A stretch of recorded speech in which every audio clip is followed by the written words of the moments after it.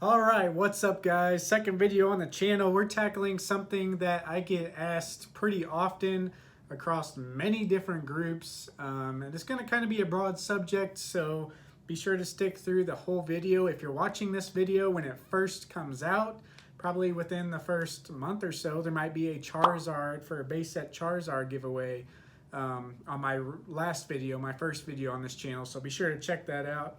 So this video is all about finding what your Pokemon cards are worth. Now, it's kind of getting more difficult today, but there are plenty, it's kind of more difficult to pinpoint what cards you're looking for and what price, but it's easier with all the tools out there. You just need to know how to use them. So did your mom call you up and say, hey, I found all your Pokemon cards, I found this in your collection? And you might say, oh wow, this is an awesome card, which you're right, but how do you know how much that card is? If you look around your collection, you might find a similar card like this. This card is completely different, though similar. These two cards are different, so the whole thing is what I'm trying to get at.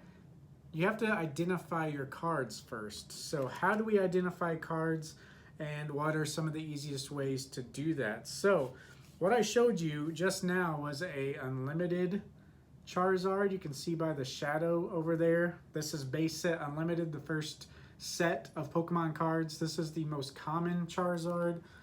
But then you also had a shadowless, where it's kind of a shadow on that side. If you hold them, you can kind of tell the difference. So this is kind of like 101 collecting type stuff here. I have a video on my other channel that I plan on remaking as my third video on this channel, describing the differences in those. So be sure to check that out if you're interested. So how to find out your cards. So if you have an English card like this, there are a few things on the card that you're looking up. Don't take in account, the artwork. There's plenty of cards out there, actually quite a few, many cards where the artwork is the same, but the card is completely different set, sometimes different language. I mean, there's everything out there. So do not just take into account the artwork. So obviously you have the Pokemon name up here, HP and whatnot. The HP doesn't really matter when you're looking up for Pokemon cards. The name does. And another thing that matters on the old WotC sets, right here in the corners, there will be a first edition stamp if your card is first edition, and then there will be the set logo. And on this particular set, they didn't have any because it was the first one. Now, if you look at this card, it has a set symbol there, but you notice this card isn't even English. So how do you find out, what in the hell these cards are that are in different languages, or that you just found, or that you just picked up online?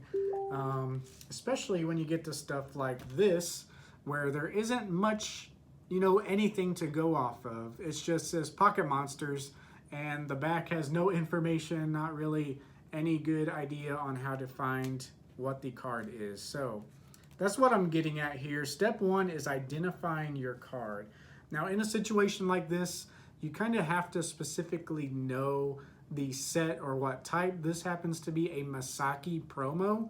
And if you don't know that, it's kind of hard to find this. You can maybe type in Alakazam promo card. But what we're looking at today are some websites. So let's swing over to the computer and check it out. Let's see what we have going on here. All right, so this is not the best example, but I have many options here, and we're going to go through all of them. So a lot of people are on Facebook. If you're on a Pokemon group, such as like Pokemon card collectors, or you reach out to one of these groups, you can probably find what you're looking for. Just upload the picture and ask, what am I looking at here? There are way better options, but for the casual person who just, only has Facebook, this is probably the route to go. Any of these groups, if they're big enough, they will have, this one, this Pokemon Go trainer friend codes. People on here will probably even know or where to lead you with Pokemon, but there's a whole bunch of groups here. If you have a group with over 100 people, there's surely someone there who knows what they're looking at or knows where to guide you. Now, if you want to do a little more work on yourself, there is, voila, the place I like to hang out. This is the E4 Pro boards. You can see the address here. I highly recommend going to check this out. You can make a profile like really easily. Just a question, you know, quick question: how to store cards, buying fan club cards. I mean, you can just make an easy thread on here. Also on Reddit, there are a bunch of subreddits. What was the one I was looking at? Pokemon card collections or something. So if you look at like Pokemon card collections right here, Pokemon TCG collections, this is another good spot. You can see right here if you search for this, PKMN TCG collections. This is a good spot to post your pictures, ask what, you know, show off your stuff, ask what you have. People I'm sure will be willing to help you out. But as far as the big options go, I try to stay away from Facebook. Don't really mess with Reddit unless I'm showing something off. I always come here to the E4 Pro Board. So how do we find the value of our card once we identify the card? So that's the most important thing, is identifying the card, knowing exactly what you have. If you have anything from, you know, that you did happen to find from your childhood, it's more than likely one of these older cards. Not all of these cards are worth a lot just because there were so many made, but you never know. If you have this type of Charizard, even this one, the more common one with the shadow on the side, that brings a little nice chunk of change if you just find it laying around. You know, a poor condition one of those could be like 40, 50 bucks pretty easily. So how do we find the price for these cards? So this is another good place to look for, is this E4 Pro Board, asking what type of price. Literally everything you can have a question about regarding Pokemon or Pokemon collecting, you can find it in here. You can find the answer here. This is such a great community. There are a bunch of people who run this. SM Pratt, he's highly invested into the hobby, but you got overall just a awesome group of guys around here just collecting and showing all their stuff. So be sure to check this out, guys. If you are willing to jump in and make an account on here, it's incredibly easy, and I highly recommend it. This can answer all your questions. So if you're looking more on some things about your price, if you identify your card right, if you happen to have a PSA graded card, such as this Nidoking, I don't know if I can get this to focus here or not, but this does really well when you're looking up cards. Let me try to focus there. So they actually identify it for you, and you can type in the code and, you know, search that way. So if you're searching on eBay, you can literally type in all that stuff and it'll find it. So let's look for a base set Charizard. I was looking up some earlier just to kind of get the price range. So let's actually pick a different card here, okay? Let's identify this card. You know, we maybe posted about it, asked about it, got a hold of someone who actually knew, hey, that's a Masaki Promo Alakazam. And they tell you all about the card and whatnot. So we can type in Masaki Promo, and you can see right away Pokemon Masaki Promo. You can even search for that. Alakazam is right there on top if you want to only look at Alakazam. Let's look at, let's just look at these here. So there it is, $58.99. So don't just go right off and be like, oh, mine's worth $59.99. Mine's worth $59.99. Mine's worth, you know, whatever you see. So there are a lot of things else that go into this. So that kind of gives you a price gauge. If you really want to use eBay's tools, and I'm only using eBay because a lot of people buy and sell off here. This is kind of, you know, one of the main points. If you're looking to buy cards, it's either like Facebook, Reddit sometimes, Instagram sometimes, but eBay is like usually the gold standard unless you know someone personally and go other routes. So let's see here. What I like to do, I'll type in Pokemon Masaki Promo. Let's go ahead and type in Alakazam, just so we can narrow it down a little more. Here's some more options. So what I like to do completed items, but you don't want to just do completed items, you want to do sold items. So these are not only ones that sold or didn't sell, these are the ones that for sure sold for what it is. Now, as I said, if you have a PSA card, it is very easy to pinpoint the price because that is a standard that's across the board. You can, look at this Nidoking and you can type in Nidoking, Pokemon Aquapolis, Nidoking, PSA 7, and you'll have a lot of options. So like I said, if this Alakazam is a PSA 9, that one sold for $149, so we know we can get that out of it. Looks like another auction went for $137. So PSA 6, a little less.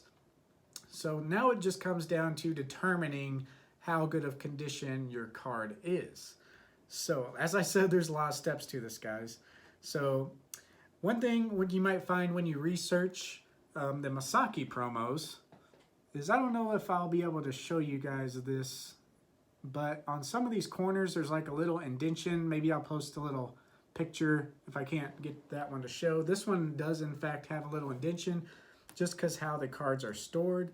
Basically, if you have a completely flawless card, it has a chance of being a PSA 10. If you have anything that's noticeable on the card to your eye, especially if you're not used to seeing cards, I mean, I'm talking like using the light to shine on the card to see the texture of the cardboard. If that cardboard is not flawless, it's probably not going to get a PSA 10. There are some rare exceptions where like they'll discount like a little ding here and there. But if you're not trained, trained in looking at these cards and understanding, the gauge of Pokemon cards and what they might get as far as PSA grading, really all you can do is like look at these listings and kind of compare what condition your card is. So it's really hard to kind of pinpoint, what exact condition unless you just see a bunch of cards. Now, thankfully for me, I already have examples like the PSA 7. If you take a look at the back, right away, it looks like an awesome card. Take a look at the front, pretty awesome card. But when I take a look at this, I know like these corners, there's like 1, 2, 3, 4. There's like 4 nicks right on the back that you can probably not even tell if you just look at it real quick. So a lot on the bottom. I'm sure there's a bunch of things on the front here. But yeah, just little things like that took this from a 10 to a 7. And there's nothing like noticeably wrong. If your card has any creases in it, it's probably less than a 5. So that's just the reality of PSA grading, guys. So that's kind of my best advice on how you can pinpoint price. There is one more website I want to show you. Once you find or are confident in the condition, like I said, E4 Pro Boards or any of those groups, that'd be the place to go, especially E4, to determining, the exact price. Good pictures are the world in this hobby. I mean, you look at these, guys right here. So this one, let's just pick a random one.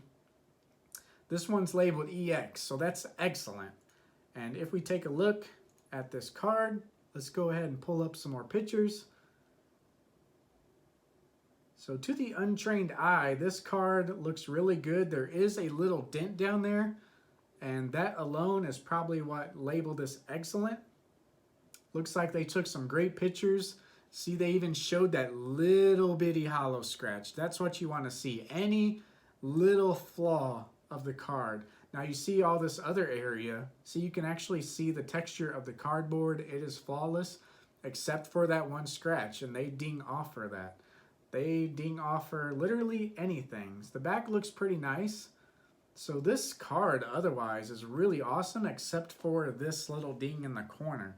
But guys, honestly, I mean, this card looks pretty great, to be honest. If you don't have that, this card might be a PSA 8, possibly a 9 with that one little scratch. But yeah, if you don't have this, I mean, this might be a PSA 8 or 9 for sure. So that's just how you have to gauge these things. But with this, I mean, it could be anywhere from, 5, maybe 6 range just from that ding, because it is obvious physical damage. It's not just like a little surface scratch where like a piece of dust or whatever just rubbed across it. This is actually like impact damage to the card right here. So that's a big ding for PSA. Anyway, guys, I hope you find this helpful. I'm just kind of rambling on at this point. If you get anything from this video, just let me know. This is another website I wanted to show off. So this is Pokemon Price.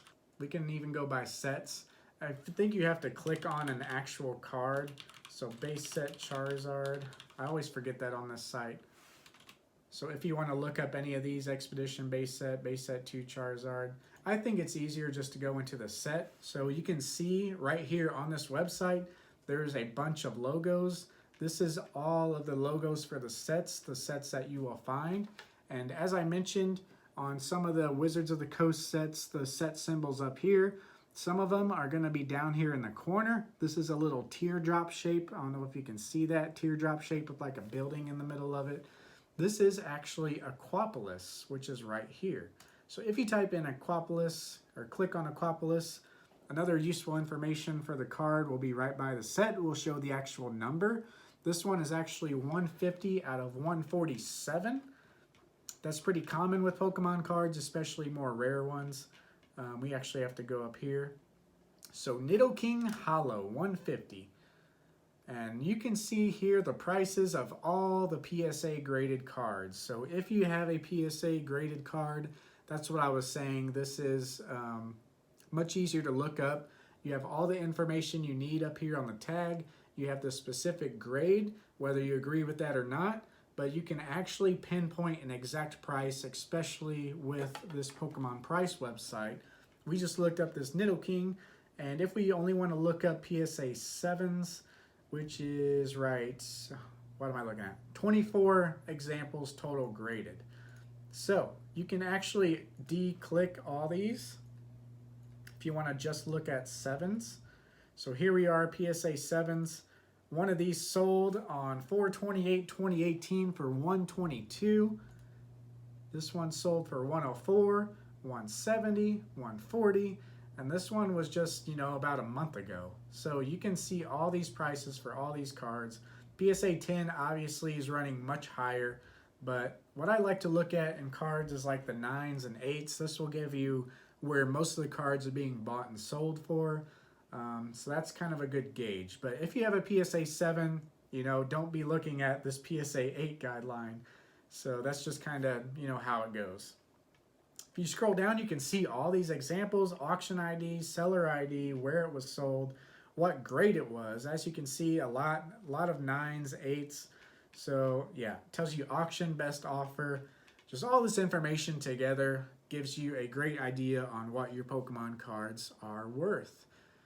Whew, that was a lot of information. Like I said, kind of rumbling, guys. If there was something about this video that was a little confusing for you, please let me know. I'll kind of make another video to really pinpoint a specific area. This is just kind of a beginning video. There's a lot more you can go into. Like I said, these Japanese promo sets and weird sets like this Cardass Pokemon card. Yep, that's literally what the card is called, Cardass. There's a whole set of these. Artwork is amazing, but if you're just, casual collector, it's kind of hard to look these up. So yeah, use the tools that are out there. Like I said, feel free to reach out. You could honestly, post a picture of this card. What is this card? How much is it worth? Show good pictures of the front and back and any defects. And someone on E4 will probably have an answer for you. And, more than willing to help you out on that website. So any more that I can share with you, let me know in the comments below. What are some of your cards that you found recently? What are some prices that you've recently realized that may have surprised you? Or what cards are you upset about? Let me know below, guys. We'll see you in the next one. Peace.